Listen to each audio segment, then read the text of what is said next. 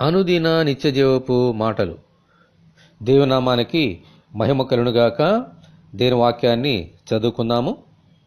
ఎవడైనను తనకు హాని చేసినని ఒకడనుకొని ఎడల ఒకరినొకడు సహించుచు ఒకరినొకడు క్షమించుడి.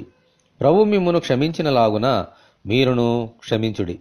కొలసలకు రాసిన పత్రిక 3వ అధ్యాయము 13వ వచనం. మన తండ్రి అయిన దేవుడు క్షమించడానికి సిద్ధమైన మనస్సు కలిగిన వారు. మన అపరాధములను పాపములను క్షమించడానికి తన సొంత కుమారుడైన యేసుక్రీస్తును ఈ లోకంలోనికి పంపించారు.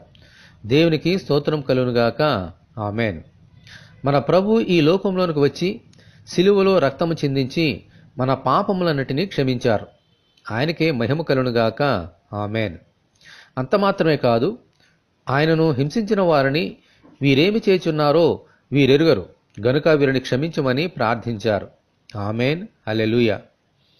అదే రీతిగా మనము కూడా మనకు హాని చేసిన వారిని సహించి మనఃపూర్వకముగా వారినందరినీ క్షమించ బద్ధులమై ఉన్నాం.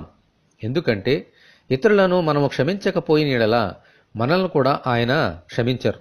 అందుచేత ఒకరినొకరు క్షమించుకొనుచు ప్రేమ కలిగి ముందుకు సాగిపోదాము. ఆమేన్. ఇటువంటి కృప కొరకు మనమందరము దేవుని ప్రార్థన చేసుకుందాము.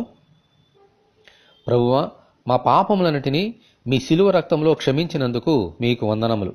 మేము కూడా మాకు హాని చేసిన వారిని సహించి వారిని క్షమించుచు మీ కుమార్తెలుగాను ఈ లోకంలో జీవించినట్లు అనుగ్రహించమని, ఈ వాక్యం వింటున్న నీ బిడ్డలందరినీ అలాగున దీవించమని ప్రభు అయిన యేసుక్రీస్తు ద్వారా ప్రార్థన చేయుచున్నాము తండ్రి.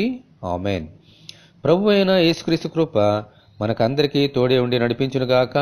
ఆమేన్. పరిశుద్ధ దేవుని మందిరం.